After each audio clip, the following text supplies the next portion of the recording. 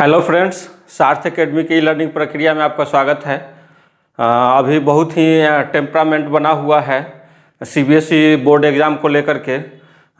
Supreme court में चूँकि hearing चल रही थी और कल जैसा कि मैंने एक वीडियो डाला था जिसमें मैंने बताया था कि सीबीएसई ने अपने तरफ से जो जवाब दाखिल किया सुप्रीम कोर्ट में, उसमें उन्होंने क्या बात कही थी। आज उसके अकॉर्डिंग, उस जवाब के अकॉर्डिंग आज सीबीएसई के द्वारा एक नोटिफिकेशन जारी कर ये क्लियर किया गया है कि वो किस तरह से मार्किंग करेगा 12 बोर्ड के एग्ज़ाम के लिए। जैसा कि आपको पता है कि कल जो सीबीएसई ने जवाब दिया था सुप्रीम कोर्ट में, तो उसने कहा था कि 10th बोर्ड का एग्ज़ाम जो है वो पूरी तरह से कैंसिल हो गया है। लेकिन जो 12 बोर्ड का एग्ज़ाम है, 12 बोर्ड के एग्ज़ाम के लिए उन्होंने दो ऑप्शन दिया था। एक ऑप्शन ये था कि या तो बच्चे एग्ज़ाम दे दें, जो रिमेनिंग एग्ज़ाम है उसको एग्ज़ाम दे दे, लेकिन उसके लिए डेट अब जो है आगे बढ़ेगा श्योर एंड सर्टेन, क्योंकि उस जवाब में यह भी था कि एग्ज़ाम तब होंगे जब कंडीशन ठीक ठाक हो जाएंगे, यानी जो अभी कोरोना का जो चल रहा है स्थिति, वो जब ठीक हो जाएगी तब एग्ज़ाम होंगे। तो एक ऑप्शन ये था कि आप एग्ज़ाम दे सकते हैं। दूसरा ऑप्शन ये था कि आप एग्ज़ाम नहीं दे सकते हैं। उसके लिए था कि वो उसके अकॉर्डिंग मार्क को कैसे कैलकुलेट करेगा, उसके लिए वो नोटिफिकेशन के थ्रू आपको बताएगा। तो आज वो नोटिफिकेशन आ गया है और उस नोटिफिकेशन में उन्होंने जो तरीका बताया है उसमें ये बताया है कि यदि आपको 4 पेपर आप दे चुके हैं तो उसमें से जो 3 बेस्ट पेपर है, यानी 3 पेपर जिसमें कि आपको सबसे ज़्यादा मार्क्स है, तो उस के हिसाब से एवरेज एक निकाला जाएगा कि उस 3 पेपर में आपके कितने एवरेज आए हैं, और उसके हिसाब से वो बचे हुए पेपर के मार्क्स उसी के अनुसार बैठा दिया जाएगा। तो इस तरह से एक कैलकुलेशन करके सीबीएसई मार्क्स देगी। अब उसमें आपके लिए दो ऑप्शन जो दिया गया है कि आप एग्ज़ाम दे भी सकते हैं और एग्ज़ाम नहीं भी दे सकते हैं। तो यहाँ पर मैं आपसे इस चीज़ के बारे में डिस्कस करने आया हूँ कि आपको एग्ज़ाम देना चाहिए या नहीं देना चाहिए, क्योंकि बहुत सारे बच्चे होंगे जो अभी इस कन्फ्यूजन में होंगे कि अब हम एग्ज़ाम दें कि नहीं दें। पहली बात तो यह है कि एग्ज़ाम का डेट अभी क्लियर नहीं है कि कब एग्ज़ाम आएगा। दूसरी बात है कि अब पता नहीं एग्ज़ाम होगा तो उसमें हम अच्छा परफॉर्म कर पाएंगे कि नहीं कर पाएंगे। इससे पहले का एग्ज़ाम आपका अच्छा गया है तो अब आगे आने वाले एग्ज़ाम में अच्छा दे पाएंगे कि नहीं दे पाएंगे, तो क्यों ना हम वही पिछले पेपर के आधार पर हम एक एवरेज मार्क्स ले लें।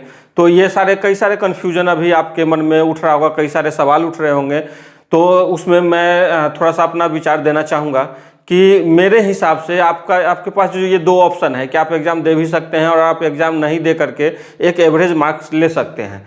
तो मेरे हिसाब से आपको अभी वर्तमान में ऑप्शन बी के लिए जाना चाहिए, यानी कि आप अभी एग्ज़ाम मत दीजिए, आप एक एवरेज मार्क्स ले लीजिए। जो आपके प्रीवियस पेपर के आधार पर जो भी मार्क्स आपको मिलता है वो ले लीजिए। सीबीएसई ने एक चीज़ और कहा है यहाँ पर कि यदि जो बच्चे एवरेज मार्क्स लेते हैं, अभी एग्ज़ाम नहीं देते हैं, वो ये ऑप्ट करते हैं कि मैं एग्ज़ाम नहीं दूंगा और जो प्रीवियस एवरेज मार्क्स है उसके आधार पर उनको मार्क्स दिया जाएगा, तो ये भी कहा है कि यदि वो उनको लगता है कि वो इस मार्क्स को यदि कम है और उसमें इम्प्रूव करना चाहते हैं, तो जो फर्स्ट ऑप्शन है, ए ऑप्शन है, ए ऑप्शन के तहत जब एग्ज़ाम होगी तो उस एग्ज़ाम में वो बच्चे भी बैठ सकते हैं जो कि बी ऑप्शन ऑप्ट करके और एवरेज मार्क्स ले चुके हैं।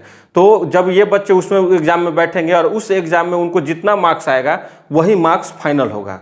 तो आपके पास दोनों ऑप्शन में से अभी फ़िलहाल ज़्यादा बेहतर यही होगा कि आप बी ऑप्शन चूज कीजिए, यानी कि आपने जो पेपर अभी तक दे दिए हैं उसी के आधार पर आप मार्क्स कैलकुलेट करवा लीजिए और एक एवरेज मार्क्स ले लीजिए। यदि आपको लगे कि ये मार्क्स हमारे लिए सफिशिएंट नहीं है या एग्ज़ाम दे करके मैं ये इस मार्क्स को और इम्प्रूव कर सकता हूँ, तो आप क्या कीजिए कि बाद में, जैसे कि सीबीएसई ने ऑप्शन दिया है, बाद में जो एग्ज़ाम होंगे उसमें आप नंबर इम्प्रूव करने के लिए एग्ज़ाम फिर से दे सकते हैं। तो आपके पास दोनों ऑप्शन एक साथ मिल जाएगा।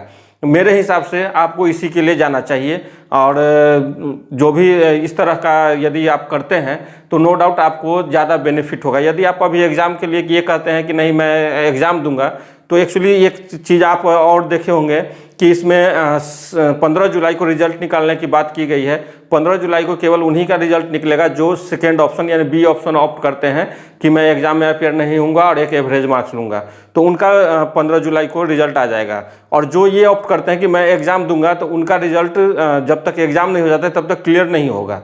तो एक तो ये रिजल्ट का भी आपको टेंशन रहेगा कि हमें रिजल्ट आएगा, कब आएगा, कितने मार्क्स आएंगे, कुछ पता नहीं चल रहा है, तो दिमाग में एक अलग तरह से टेंशन बना रहेगा। इससे अच्छा है कि आप ये बी ऑप्शन के लिए जाइए, एक मार्क्स से आपको पता चल जाएगा, रिजल्ट भी आपको पता चल जाएगा। यदि आपको कमी लगती है तो आप इम्प्रूव कर सकते हैं। मेरे हिसाब से तो यही ठीक है। बाकी आप लोग भी अपना कुछ सोच विचार करके डिसीजन ले सकते हैं। धन्यवाद।